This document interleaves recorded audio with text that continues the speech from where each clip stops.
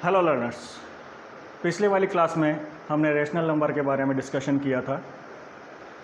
मैंने आपको बताया था रेशनल नंबर क्या होते हैं और साथ ही whole numbers, natural numbers, integers, इनके बारे में हमने डिस्कशन किया था। इसके साथ में मैंने बताया था आपको पॉजिटिव रेशनल नंबर्स क्या होते हैं, नेगेटिव रेशनल नंबर्स क्या होते हैं, दो रेशनल नंबर्स के बीच में कैसे रेशनल नंबर फाइंड आउट किए जाते हैं, रेशनल नंबर की स्टैंडर्ड फॉर्म क्या होती है। तो उन्हीं सब के आज हम क्वेश्चन सोल्व करेंगे। तो हमारे फर्स्ट क्वेश्चन है find 5 rational numbers, 5 equivalent rational numbers of given rational number. कोई भी रेशनल नंबर आपको दे दिया, उसके इक्वलेंट हमें 5 रेशनल नंबर फाइंड आउट करने हैं।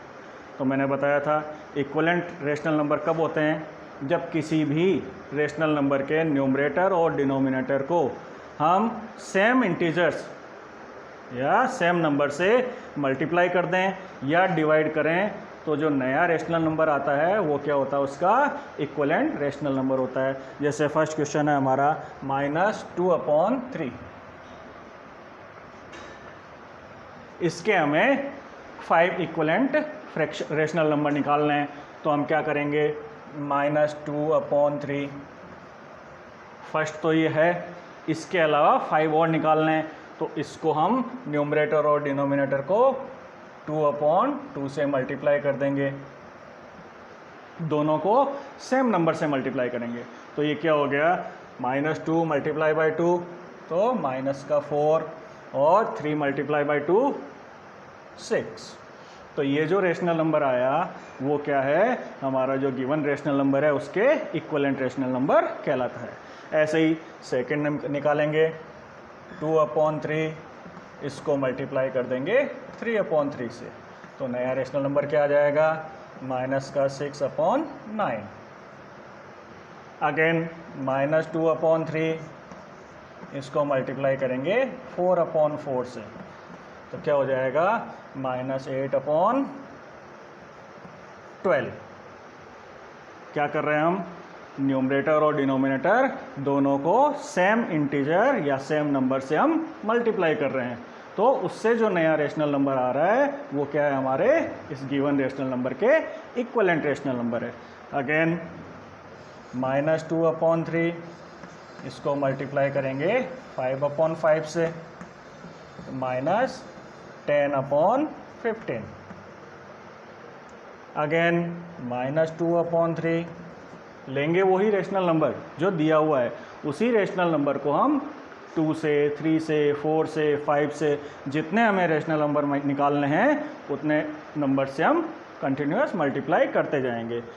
अब इसको 6/6 से, तो -12/18 कितने हो गए, 1 2 3 4 5 रेशनल नंबर ही निकालने थे। अगर और ज़्यादा निकालने होते तो और ऐसे ही हम 2/3 -2/3 को मल्टीप्लाई करके, तो हम क्या लिख देंगे, -2/3 equal to -4/6 equal to -6/9 equal to -8/12 equal to -10/15 and equal to -12/18। तो लर्नर्स, ये हम इक्वल रेशनल नंबर, किसी भी गिवन रेशनल नंबर के इक्वलेंट रेशनल नंबर कैसे निकाला जाता है वो हमने देखा। ऐसे ही एक क्वेश्चन और सॉल्व कर लेते हैं। 5/12 इसके हमें 3 इक्वलेंट रेशनल नंबर निकालने हैं। तो वही क्या करेंगे हम, 5/12 इसको मल्टीप्लाई कर देंगे 2/2 से, 5/12 मल्टीप्लाई कर देंगे 3/3 से, और 5/12 मल्टीप्लाई करेंगे 4/3। रेशनल नंबर ही निकालने हैं। तो 1 2 3, तो नया रेशनल नंबर क्या आया, 10/24, 15/36 और 20/48। ये हमें 3 रेशनल नंबर 5/12 के इक्वलेंट मिल गए। तो हम क्या लिखेंगे, 5/12 equal to 10/24 equal to 15/36 equal to 20/40। और भी अगर ज़्यादा निकालने होते तो इसी प्रकार हम 5 से कर देते, 6 से कर देते, 7 से। तो हम जितने भी रेशनल नंबर को फाइंड आउट करने की कहे इसके इक्वलेंट हम इस प्रकार से निकाल सकते हैं। तो ये तो इसने दे दिया कि कोई भी 3 इक्वलेंट रेशनल नंबर निकालो, कोई भी 5 रेशनल नंबर निकालो इक्वलेंट। लेकिन कई बार वो क्या क्वेश्चन में क्या आ जाती है, कंडीशंस आ जाती है कि ऐसे equivalent rational number find out कीजिए जिसके न्यूमरेटर ये होने चाहिए या डिनोमिनेटर ये होने चाहिए। तो ऐसा ही एक क्वेश्चन है कि right 3 equivalent rational numbers of -3/7 whose numerators are 24, -60 and 75। तो इसने ये कंडीशन दे दी कि इसके न्यूमरेटर क्या होने चाहिए, यही होने चाहिए। तो देखिए हम कैसे सोल्व करेंगे इसको।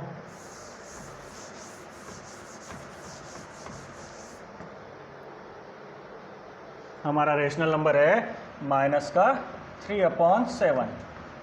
इसके इक्वलेंट हमें ऐसा रेशनल नंबर निकालना है जिसका न्यूमरेटर क्या होना चाहिए, 24। न्यूमरेटर क्या होता है, जो अपर वैल्यू होती है उसको न्यूमरेटर बोलते हैं, जो लोअर वैल्यू होती है उसको डिनोमिनेटर बोलते हैं। तो ये कह रहा है कि इसका न्यूमरेटर 24 होना चाहिए। तो अभी हमारा न्यूमरेटर है -3। अब ये कह रहा है कि न्यूमरेटर 24 होना चाहिए। तो -3 को हम क्या करेंगे, 24 बनाएंगे। तो वो कैसे बनाते हैं, 3 की टेबल में 24 कितने टाइम्स में आता है, 8 टाइम्स। लेकिन अब 8 ही लेंगे तो वैल्यू क्या आएगी, माइनस में आएगी, जबकि ये कह रहा है प्लस में होनी चाहिए। तो हम इसे -8 से मल्टीप्लाई करेंगे। तो मैंने बताया था दोस्तों कि न्यूमरेटर को जिससे मल्टीप्लाई करते हैं उसी से डिनोमिनेटर को भी मल्टीप्लाई करना पड़ता है, तभी जो रेशनल नंबर इक्वलेंट रहता है। तो हम इसके डिनोमिनेटर को भी -8 से मल्टीप्लाई कर देंगे।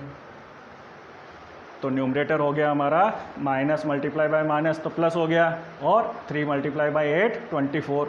तो ये क्या हो जाएगा, यहाँ पे 7 प्लस का है लेकिन हम -8 से मल्टीप्लाई कर रहे हैं। तो जो वैल्यू आएगी किस में आएगी, माइनस में आएगी। और 7 8 जा 56। तो ये ऐसा रेशनल नंबर आ गया जो -3/7 के इक्वल है और जिसका न्यूमरेटर क्या है, 24 है। नेक्स्ट न्यूमरेटर वो कह रहा है कि -60 होना चाहिए।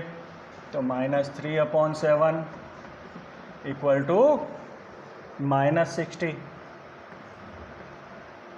तो डिनोमिनेटर क्या होगा, तो क्या करेंगे, माइनस है, यहाँ भी माइनस है, वैल्यू माइनस में ही लानी है। तो 3 की टेबल में 60 कितने टाइम्स में आता है, 20 से मल्टीप्लाई करते हैं तब 60 आता है। तो हम इसके डिनोमिनेटर को भी 20 से मल्टीप्लाई कर देंगे। तो ये क्या आ जाएगा, 140। यानी -3/7 के इक्वलेंट फ्रैक्शन -60/140 है, जिसमें न्यूमरेटर इसने दिया -60। थर्ड कह रहा है वो न्यूमरेटर क्या होना चाहिए,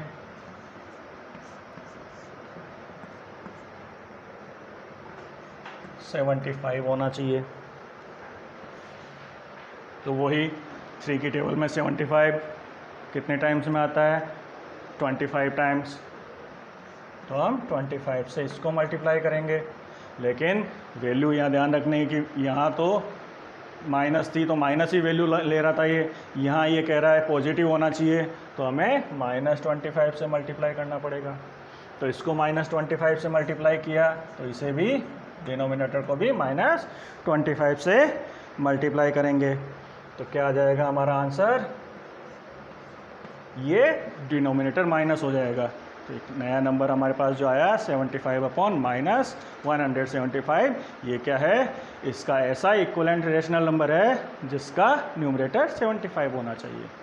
तो लर्नर्स, हमने देखा किस प्रकार से किसी भी गिवन रेशनल नंबर के इक्वलेंट रेशनल नंबर निकाल सकते हैं, और हम वो भी निकाल सकते हैं कि वो क्वेश्चन में कहा जाए कि न्यूमरेटर ये होना चाहिए। ऐसे ही डिनोमिनेटर भी कोई कह सकता है वो कि डिनोमिनेटर जिसका समथिंग होना चाहिए, तो हम उसको डिनोमिनेटर को कन्वर्ट करने के लिए जिससे मल्टीप्लाई करेंगे उसी से न्यूमरेटर को मल्टीप्लाई कर देंगे।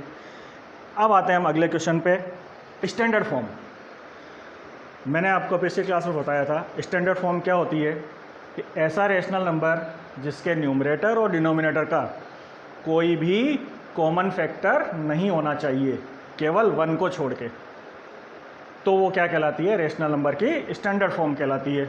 तो उसके लिए हमें क्या करना पड़ेगा, न्यूमरेटर और डिनोमिनेटर का HCF निकालना पड़ेगा, हाईएस्ट कॉमन फैक्टर। उस हाईएस्ट कॉमन फैक्टर से उन दोनों न्यूमरेटर और डिनोमिनेटर को जब डिवाइड करेंगे तो हमें नया रेशनल नंबर मिलेगा, वो उस रेशनल नंबर की स्टैंडर्ड फॉर्म होगी। तो आइए देखते हैं क्वेश्चन में। क्वेश्चन कह रहा है express the following rational number in their standard और सिंपलेस्ट फॉर्म। स्टैंडर्ड फॉर्म को हम सिंपलेस्ट फॉर्म के नाम से भी जानते हैं। तो क्वेश्चन है माइनस का 18/30। तो 18 और 30 दोनों के बीच में पीछे 8 है, इसके पीछे 0 है, तो 2 से डिविजिबल है। ऐसे ही और किस नंबर से डिविजिबल हैं, तो हम क्या करेंगे, इनके HCF निकालेंगे। HCF निकालना हमने पहली क्लासों में पढ़ा हुआ है, फिर एक बार रिवाइज कर लेते हैं। क्या करेंगे, 18 के प्राइम फैक्टर निकालेंगे। तो सबसे पहले 2 से, अब 2 से नहीं होता है तो 3 से।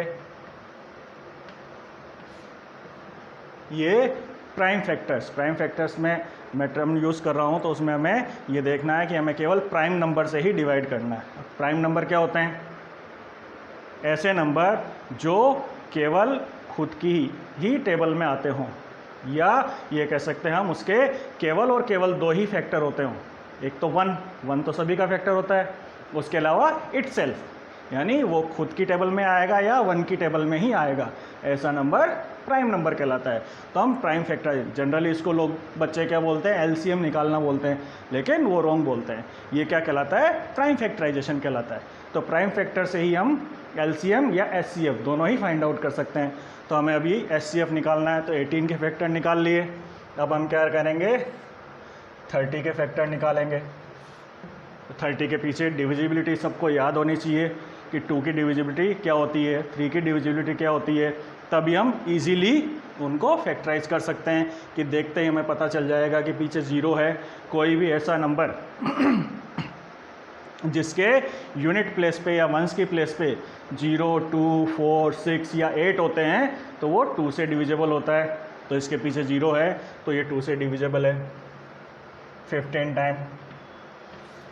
लर्नर्स, इसमें एक चीज़ और बताना चाहूँगा मैं, कई बार हम गलती करते हैं कि हमें दिख जाता है 30 तो 35 की टेबल में आता है, या 6 की टेबल में आता है, या 15 की टेबल में आता है, तो पहले हम उससे डिवाइड करने की कोशिश करते हैं। नहीं, जब भी हम प्राइम फैक्टर निकालेंगे तो सबसे पहले जो सबसे छोटा प्राइम नंबर है उससे डिवाइड करेंगे।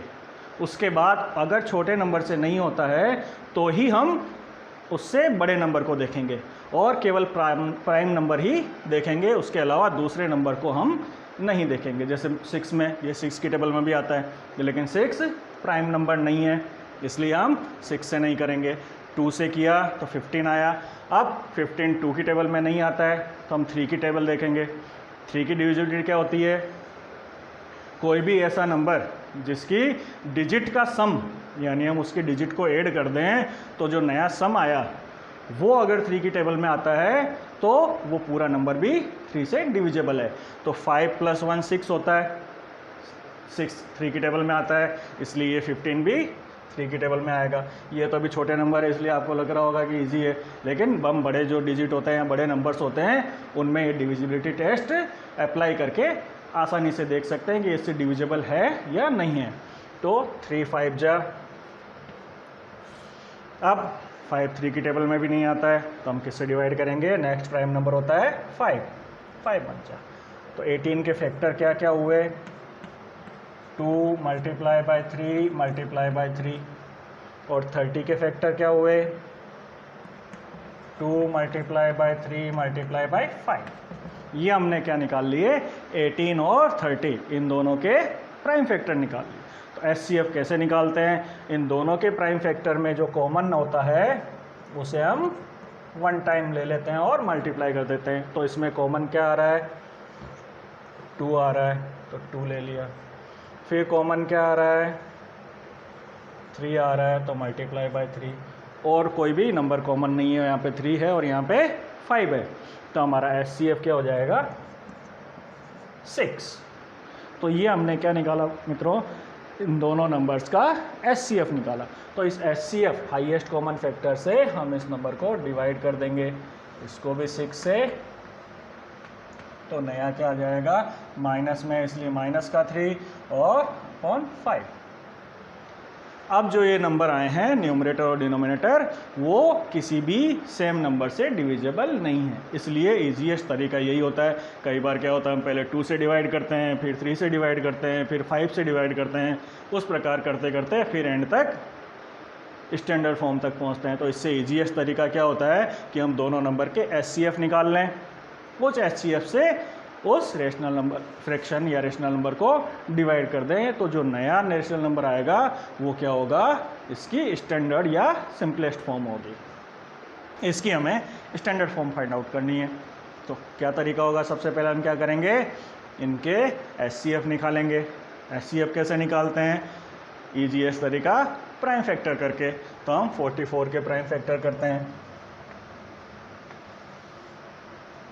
44 यूनिट डिजिट या वंस की प्लेस पे 4 यानी 2 से डिविजिबल है, तो सबसे पहले 2 से डिवाइड करेंगे 22 टाइम, अगेन यूनिट प्लेस पे 2 11 टाइम। अब 11 खुद एक प्राइम नंबर है, तो ये और किसी की टेबल में नहीं आएगा, ये किस में आएगा, 11 में ही आएगा। 11 1 जा 11। ऐसे ही हम 72 साइन को एक बार नहीं लिखेंगे, ओनली नंबर्स के फैक्टर करेंगे। तो 72 है, तो 72 के फैक्टर्स क्या क्या होते हैं, वो ही सबसे पहले यूनिट प्लेस पे 2, तो 2 की टेबल में, फिर यूनिट प्लेस पे 6, तो 2 की टेबल से, अगेन यूनिट प्लेस पे 8, तो 2 की टेबल में आएगा। अब 9 जो है 2 की टेबल में नहीं आता है, तो 3 की टेबल में, 3 3 जा और 3 1 जा, यानी हमारे फैक्टर क्या हो गए, 44 के फैक्टर्स तो हो गए 2 मल्टीप्लाई बाई 2 मल्टीप्लाई बाई 11, और 72 के फैक्टर क्या हुए, 2 multiply by 2 multiply by 2 multiply by 3 multiply by 3। अब हमें क्या निकालना है, HCF हाईएस्ट कॉमन फैक्टर, यानी HCF क्या हुआ हमारा, ये कॉमन, तो 2 ले लिया, एक 2 और कॉमन आ रहा है, ये 2 भी ले लिया। अब इसके अलावा कोई कॉमन नंबर नहीं है, तो हमारा HCF हो गया 4। तो हम क्या करेंगे, इसको भी डिवाइड कर देंगे 4 से, इसको भी डिवाइड कर देंगे 4 से, तो 4 से इसको डिवाइड करेंगे तो क्या आएगा 11, और ये आएगा माइनस का 18। ठीक है, लेकिन अभी भी ये स्टैंडर्ड फॉर्म नहीं है। क्यों नहीं है, क्योंकि मैंने बताया था स्टैंडर्ड फॉर्म में क्या होता है, डिनोमिनेटर पॉजिटिव होना ज़रूरी है। अगर डिनोमिनेटर नेगेटिव है तो वो स्टैंडर्ड फॉर्म नहीं कहलाएगी। तो पॉजिटिव को नेगेटिव को पॉजिटिव कैसे किए करें कि -1 से इनको मल्टीप्लाई कर देंगे, तो नया रेशनल नंबर हमारा क्या आ जाएगा, -11/18। तो लर्नर्स अगर हमने ऐसे लिखा तो वो स्टैंडर्ड फॉर्म नहीं होगी, हमें माइनस को डिनोमिनेटर से हटाना होगा। तो माइनस को हटाने के लिए क्या करना पड़ता है, -1 से मल्टीप्लाई कर देते हैं। तो इसको -1 से मल्टीप्लाई किया तो न्यूमरेटर को भी -1 से मल्टीप्लाई करेंगे, तो नया रेशनल नंबर क्या आएगा, -11/18। This is our standard form या सिंपलेस्ट फॉर्म। लर्नर्स हमने equivalent rational number find out किए, स्टैंडर्ड रेशनल नंबर की स्टैंडर्ड फॉर्म फाइंड आउट की। अब हमारे पास अगला क्वेश्चन आता है, किसी भी रेशनल नंबर को नंबर लाइन पे रिप्रेजेंट कैसे किया जाता है। तो जनरली अभी अब तक हमने क्या पढ़ा कि नंबर लाइन क्या होती है, 0 सेंटर में होता है,